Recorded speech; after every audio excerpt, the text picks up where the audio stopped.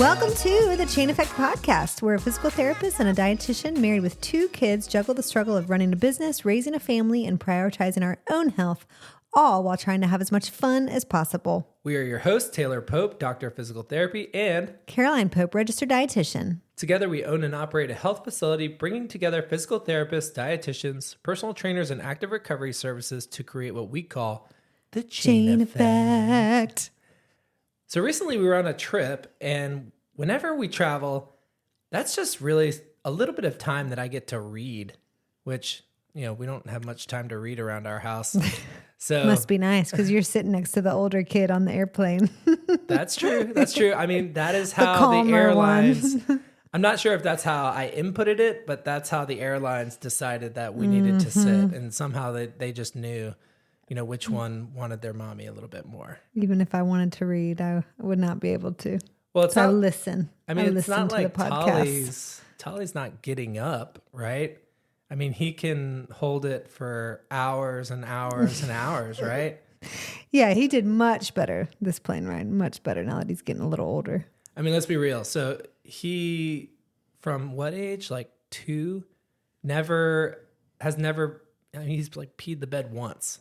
Yeah. Since pretty incredible. He decided he didn't want to wear diapers to bed anymore, wanted to wear underwear. He didn't want pull-ups to bed after he was potty trained. He didn't want pull-ups. And he's like, I want to wear underwear. And has only wet the bed maybe once or twice in 6 months. So he can hold it like a camel, but he still likes to poop in a pull-up. So he'll go and go in his little drawer and get a pull-up and just bring it to you. And it's like, you can put that on yourself. Yeah, he's very aware. He can put it on himself.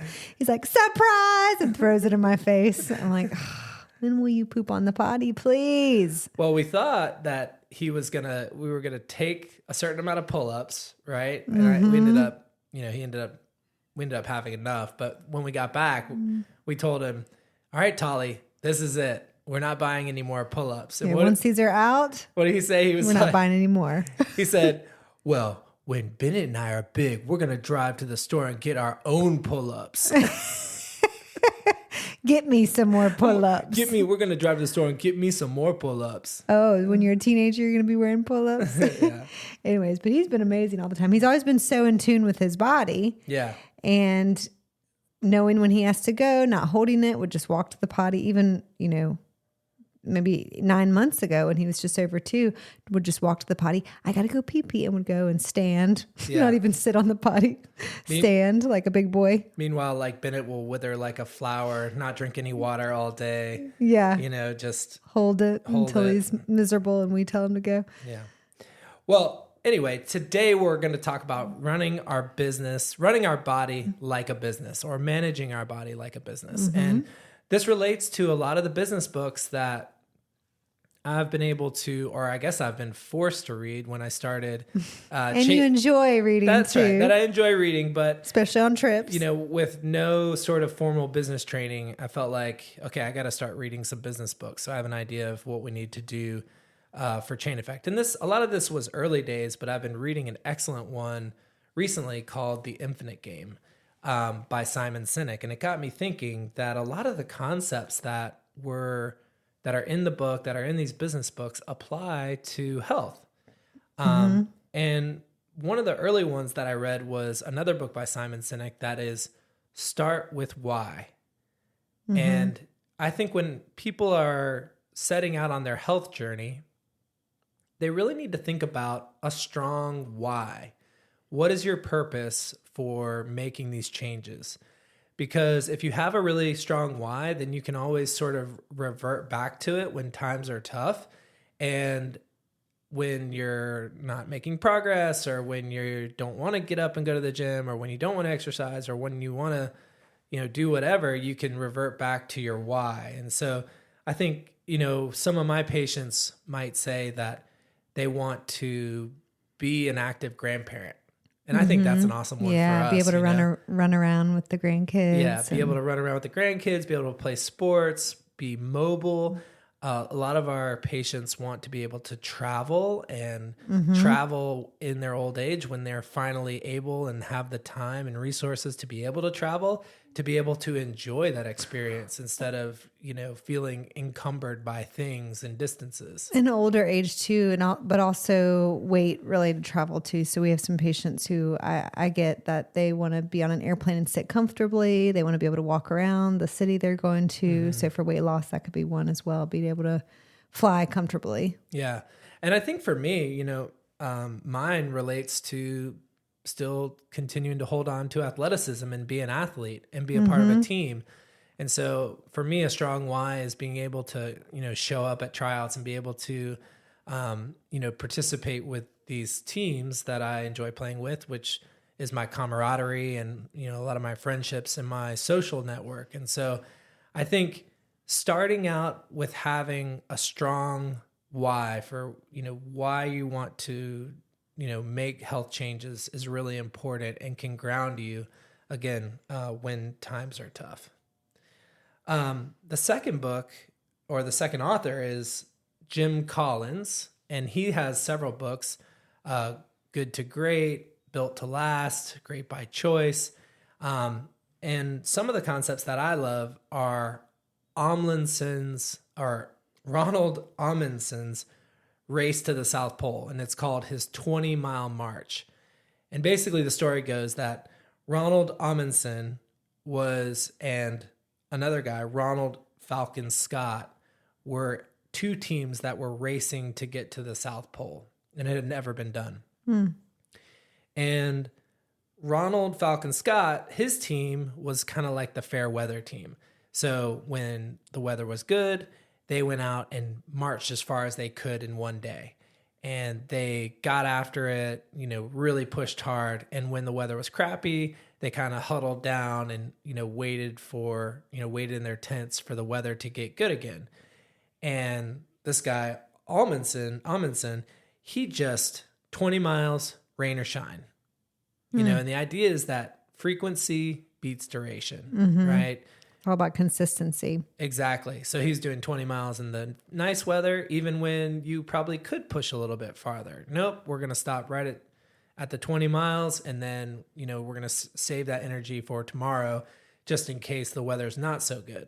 And, in the story, Amundsen's coming back from the South Pole and he passes, Ronald Falcon Scott's team, and first of all, a bunch of them had died along the way, and then they end up giving some of their resources to try to help and save this other group who, at that point basically turns back. So I think it's really important to think about that frequency, beating duration, and not just, when you start a health journey, just going out and trying to crush it so hard in the very beginning. Yeah, we see that a lot, like New Year's resolutions or anything like, you know what, I'm going to cut out all food out. I'm going to cut out all sugar, all flour, all everything. Yeah. Go to the extremes. And they're like, ooh, it only maybe lasts a couple of days. Or same thing with the gym. Like, I'm going to go to the gym 1.5 hours every day, but really every day for 20 minutes doing something physical, physically active could, help a lot of people. Yeah. And we're big into those small changes compounding, but I really think you can only make so many all at once. Right. And so, think about small steps, baby steps to get you going. And not to mention that most of the time when people start out going super hard into a gym workout or a workout routine, a lot of times they get hurt. Yeah. And now you're on the sideline, you're demotivated, you super have to frustrated. You have to get better. I was working out. You're I'm starting in pain. to do it. Yeah. And then the next time you approach it, you're going to be like, well, that didn't work last time. So why am I even going to try this time? And things become a habit. So especially with nutrition, like adding in one little change or adding in one thing a day, after a few weeks, it becomes habit, it becomes normal. So it doesn't seem like it's a lot of work to add something else in. And that's what we find with our patients is helpful, like focusing on one or two small things, making those a habit, then keep going, keep working. And that kind of leads into the next concept, which is the concept of the flywheel, which is another Jim Collinsism. But the idea is that a flywheel is this giant wheel that is really hard to turn at first. It's really hard to get any sort of movement on it. You have to really work hard to push. But as it starts to turn, it gains momentum. Mm-hmm. And at some point, it requires very little energy to keep it going. And that's true. it can really, really accelerate. And what the problem that people run into is they sort of chase the shiny object, or they get distracted by a new tactic, a new strategy, the latest and greatest. And the concept is they've never really given themselves the time with the plan that they had originally decided on to prove effective. The latest and greatest. I hear that all the time. Like, well, I've tried this and I tried this, or they might hear, chase after each thing they're seeing on social media, or that a friend did, a colleague did. And they're like, oh, well, so-and-so's doing this. I'll just try this. No, I don't need to do like that. I'm not going to, Let me cut out dairy and gluten. Yeah, let me just do that first and then see how that goes. And they only give it a few days or a few weeks. Oh, I'm not losing weight, so let me do this. I'm going to go keto. Yeah. So, and some of these things might work for certain people depending on what's going on. But the problem is with so much information out there and so many social posts and random people blogging who are not professionals about what worked for them, people will just take the easiest thing, or maybe not even the easiest thing, but something they heard someone else do and like, oh yeah, I'll do that. And don't give it enough time, or don't have like an expert with you guiding you what's really good and what's going to work for your body and your health history. And the whole thing about any of this habit change is it's really tapping into that delayed gratification, right? We have that short-term gratification desire, but health changes are long-term. It takes a long time to realize those gains. And so you really need to, stick with something for a while to evaluate whether or not you're being successful. And let's be real, like a lot of these different strategies will work. There's a lot of different ways to get healthy and get fit, but you need to pick one and stick with it for a while before you decide like, oh, this isn't right. Because every time you change direction, you're stopping that flywheel. You got to like get the momentum going again. And, and your body recognizes that too. I mean, your body does like changing tactics up, but it also, you need to build that habit so that you can build a routine and get proficiency in what you're doing as well. And unfortunately, what I'm seeing some is, especially women who are a little bit slower to lose weight, naturally it is harder for a lot of women based on what's going on hormone-wise or stage of life. And so the pace isn't what they want it to be. And so after, a month or so of making some nutrition changes or adding a workout in, or maybe 2 months even, they don't see the scale move much. But in my eyes, I'm like, wow, but there's so many other benefits that are happening. Maybe they've lost a couple of pounds. They feel better. They say their energy is up. Their clothes are fitting. But to them, the scale is not moving enough. And then I get an email that says, I've decided to contact my primary care provider, and I'm going to look into some GLP-1 or some assistance with some medication. I booked an appointment with my primary care, and they prescribed that just as a short-term medication. And that's a whole another thing we can talk about later on. But or you also have the it's not quick enough for them. You have the clients too who are actually losing weight, and they're losing 4 or 5 pounds, and then I think they go into it with just the mindset that you're going to like maintain the same trajectory the whole time. Yeah, that curve is going to... And, they lose 4 or 5 pounds and they're like, yeah, I lost 4 or 5 pounds. And, how long was that? Well, that was a month. Well, that's incredible. You lost over a pound a week. And it's like, oh, yeah, I guess that is pretty good. And it's difficult because, when you're measuring things on a month or 2 months or 3 months or half the year, it's really hard to stay focused. And so the whole idea with the flywheel is, pick a strategy, maybe write down what you're going to try to do, put it in a place where you can see it on a regular basis, and stay focused with what you're trying to do. Yeah. And all of a sudden, a lot of people will look back and be like, oh yeah, I do feel better. Or after talking to someone, oh yeah, I did lose weight, or I do feel better. Or I have been doing this for a few months and it really has helped this, this, and this. And the third concept from Good to Great, and I'm sort of blending because I read Great by Choice too, which is another one of his, but the Jim Collins-isms. But get the right people on the bus. And that can take the shape, that can take so many different forms, whether it's friends, whether it's even family members that are supportive or less supportive of what you're trying to do. I mean, let's be honest. I think, with our family, we spend so much mental effort trying to make sure we're building healthy habits with our kids, but not everyone comes from that same background. And it's not because they didn't love their kids the same as we did, but they're not health professionals, or they're working so much that they have to choose what they're going to prioritize, or they're just trying to, get by. Yeah. But not everyone comes from a family structure that is supportive of a healthy lifestyle. And it can be hard to, as the person sort of swimming upstream from that, to get your family to all of a sudden change, right? Yeah, I've had a lot of patients over the years say they can't even talk about what they're doing with their dietitian, or these small changes they're making with their mom or someone who was kind of all into diet culture growing up and when they were a teenager, and they can't even talk about it. So getting the right people on the bus is super important. And that could be friends too. Like if you associate with people in your core group of friends in town, your thing is going out to eat, and that's the only activity.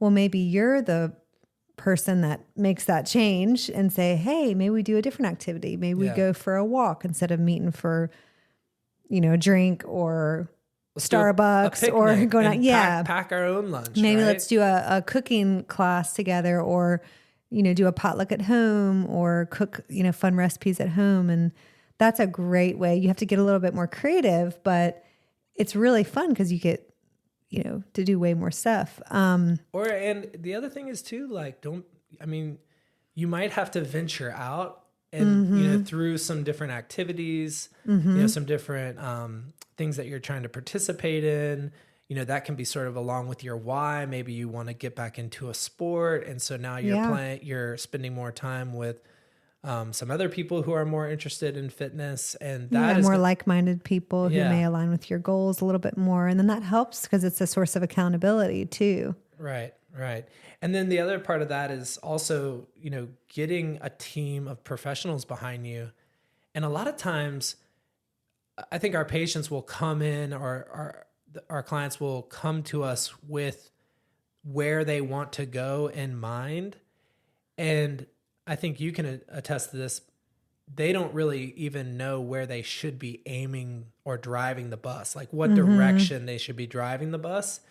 And it's on us to kind of help them prioritize what's important, prioritize what direction they need to be going, where they need to be spending their resources, and what roads and methods they need to take. And so get the right people on the bus before you necessarily commit to where the bus is going. And so get a good team of health professionals on the bus, on your team, and then lean on them to help you decide what to prioritize. Because they can look at all the data objectively. And that's what we do as health professionals, like looking at everything.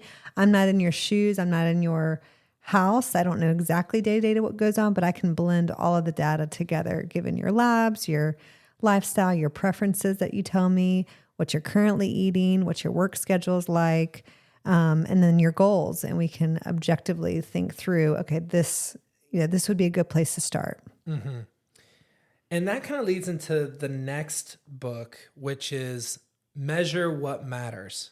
And that's a book by John Doerr and Larry Page.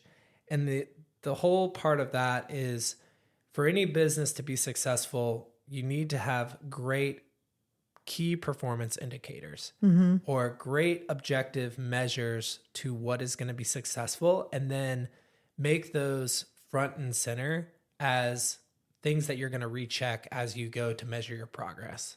Yeah, because besides how you're feeling day to day, you really can't measure how it's going without certain indicators. Right. And it's going to wax and wane too. Yeah. Like some weeks you're going to feel on top of the world.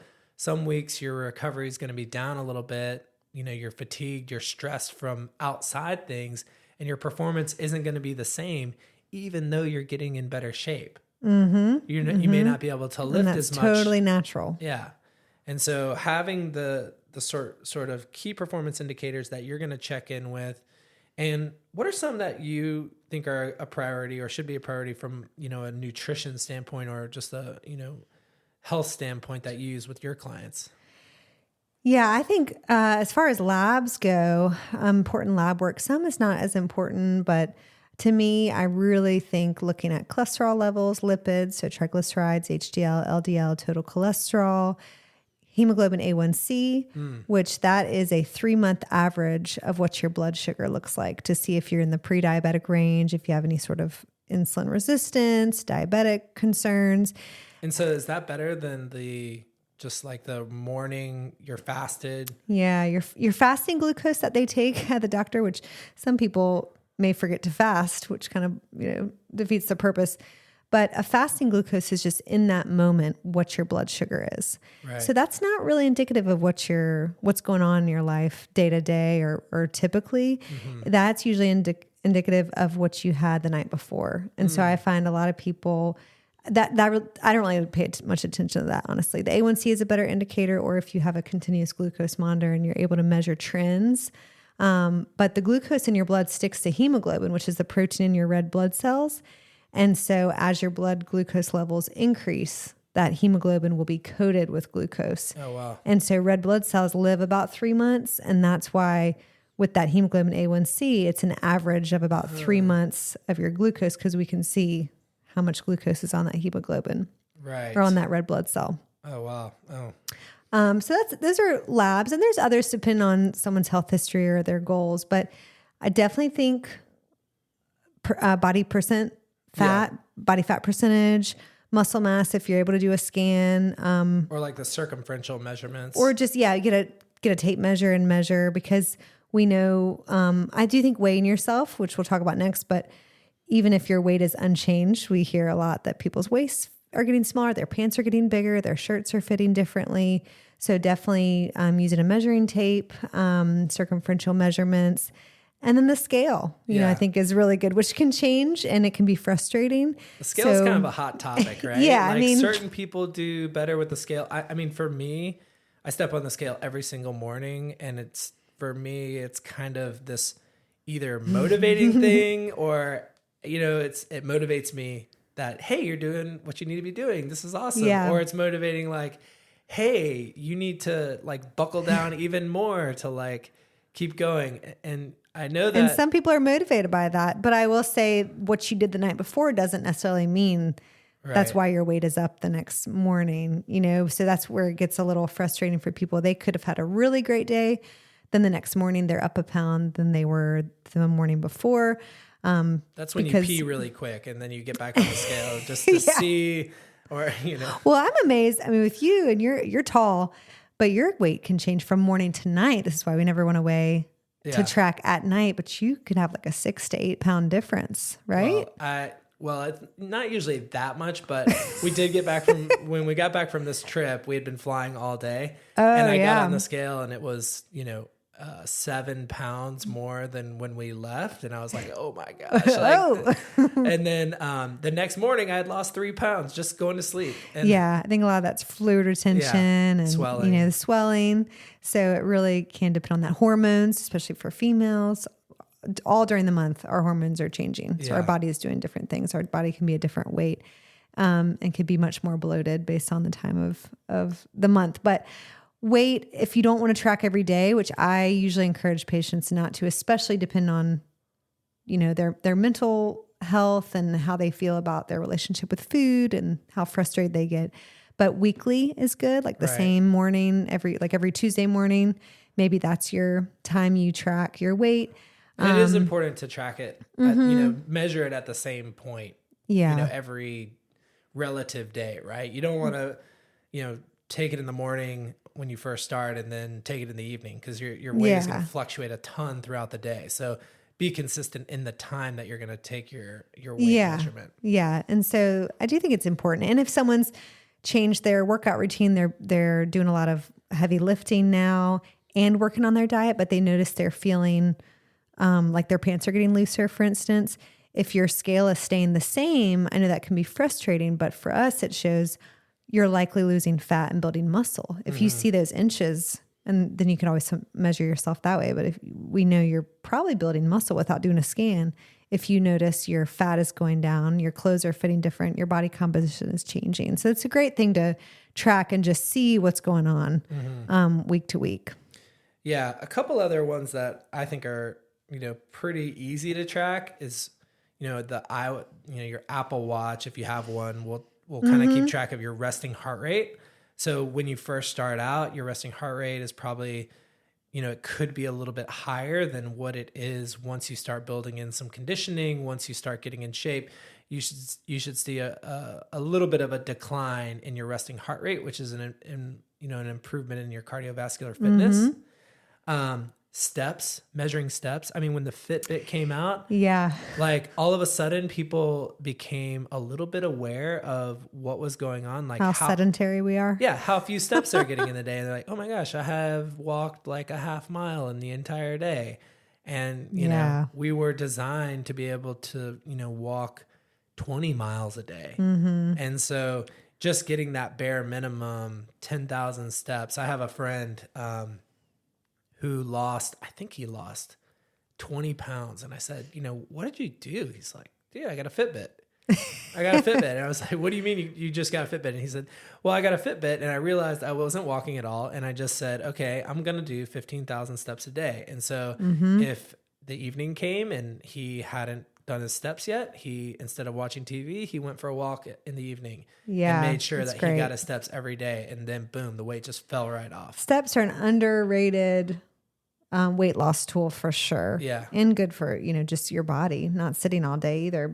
And now people are like rucking and adding weight to that, which can increase that weight. So I think that's a great measure. And then, Peter Attia is all about, VO2 max as being one of the most important things, but that's something that you kind of got to get tested by a professional. I think that's getting a little bit easier, but basically your body's ability to, get how much oxygen can your body get maximally while you're exercising is an important measure of a bunch of different body systems. But the moral of the story is, choose some important benchmarks and then start tracking them and track them in the beginning so that you can, have a variety or, a bunch of different things. So maybe if one of the measures isn't moving, like your weight, well, your resting heart rate's gone down, or you get blood work, and you don't have to get blood work once a year. You can get blood work every 6 months. Yeah. Be your own advocate. Ask your doctor. You can say, hey, I've been working really hard on my diet, my exercise. I'd like to get my lipids checked again, or my A1C, since A1C can change about every 3 months. And we asked our doctor recently to, hey, we want to get a better understanding of our blood glucose, blood sugar. Can you prescribe us a CGM? And no problem. You have to pay out of pocket, but it's not that much, and you get a 2-month. If you're not a diabetic on insulin, it would be not covered by insurance.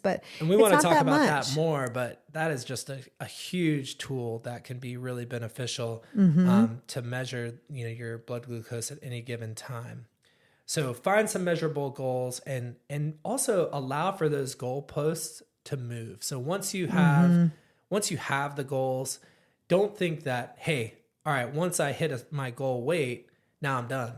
Right? Because you're just going to balloon right back up. Right. You want to have the goals be a function of your lifestyle changes. So you're trying to make the goals correlate and be movable to your lifestyle changes. I had a patient recently that said, told me, I think I got about 3 more pounds to go and then I'm good. And I said, well, I think another way of thinking about exactly like why what's going to happen in 3 pounds. Exactly. I said, what you maybe should be thinking about is, okay, I'm going to make as many positive lifestyle changes that you can do sustainably, and then let your body decide where that weight should land over time.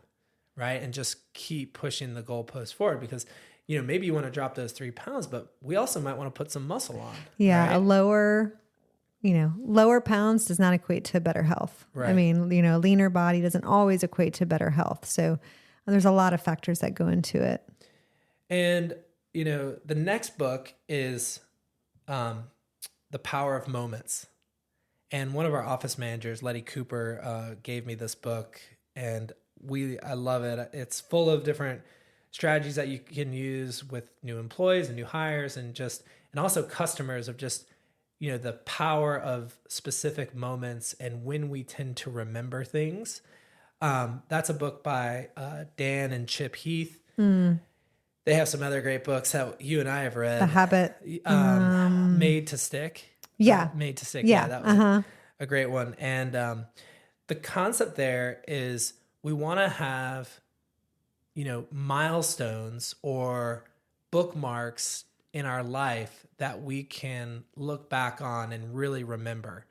And so I think with this health journey, an important concept is to, even though we want our goals to be flexible and moving, and we're not ever trying to just hit a certain thing and then that's it, we do want to have forks in the road that we remember our success with.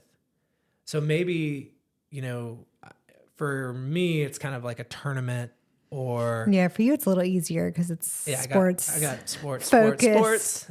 But I could work on that a little bit. I don't really have that in my life. Yeah. I mean, I think that comes, I'm just kind of intrinsically motivated to stay healthy and work out, but I don't really plan for goals and like events and things like that, and then have the next goal to look Right. for. That's a moving goalpost. I gotta figure that out for you. Yeah. I think we should do Admittedly, like a Spartan run or something maybe like something that. together would help. Something together that we I'm kinda not going to do train by for. myself, probably. Well, I think it'd be fun to do that. But yeah, like a Spartan run, like a fun race.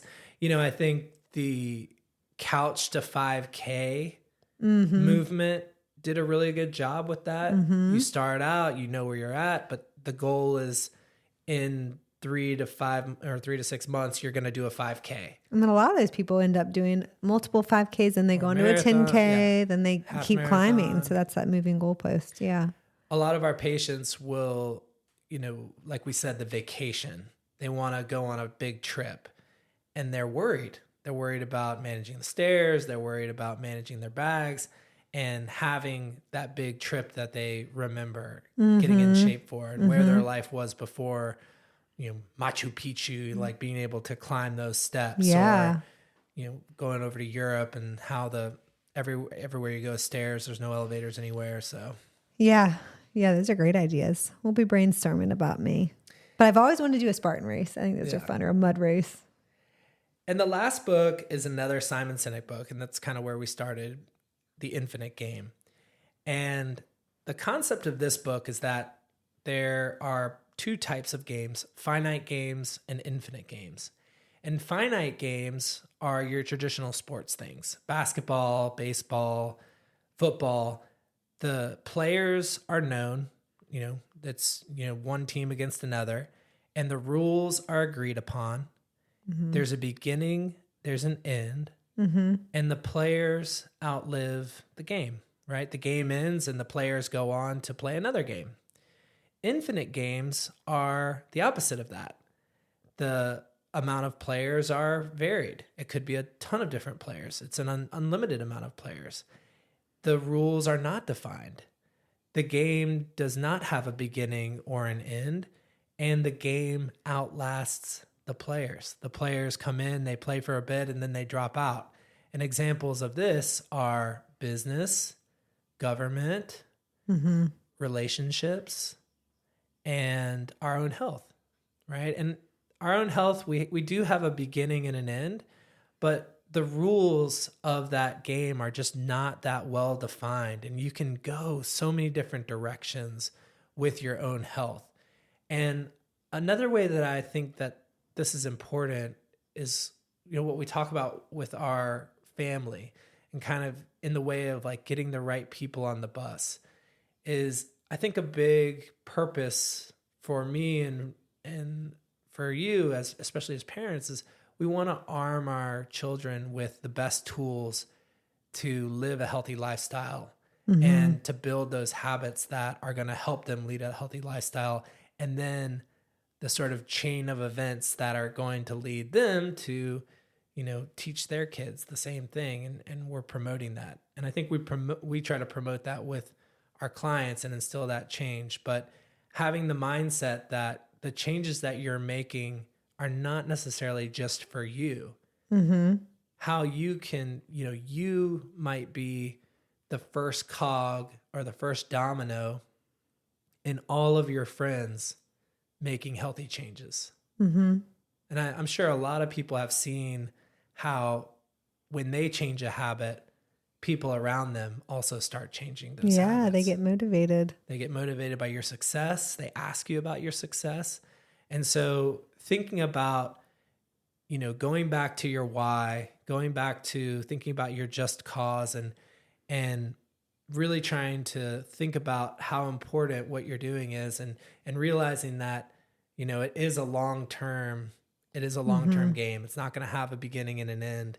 And there are lots of different ways that you can do it, but that's like that goes back to what we talked about on an earlier podcast. Like the finite game would be that thinking of, oh, I'm too old. I'm never going to do that. Right. I'm never going to be able to do that. So I'm just not even going to try.